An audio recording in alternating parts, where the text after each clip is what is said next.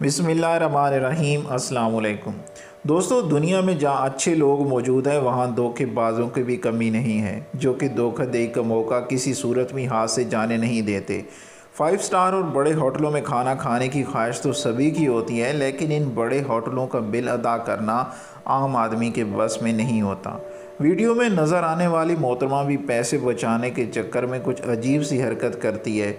इसने बर्गर का आर्डर दिया और बर्गर खाना शुरू कर दिया, लेकिन जैसे ही बर्गर ख़त्म होने वाले था, इस मोहतरमा ने अपने बैग से मरा हुआ लाल बेग निकाल कर बचे हुए बर्गर में डाल दिया।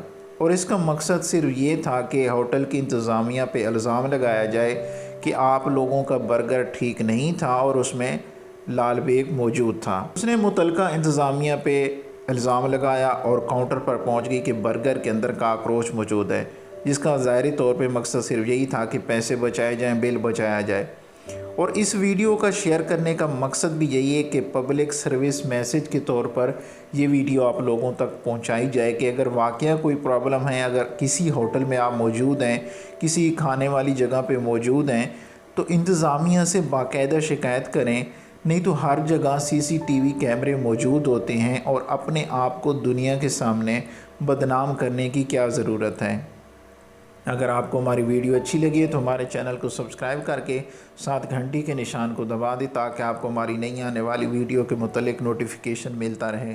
वीडियो देखने का बहुत बहुत शुक्रिया।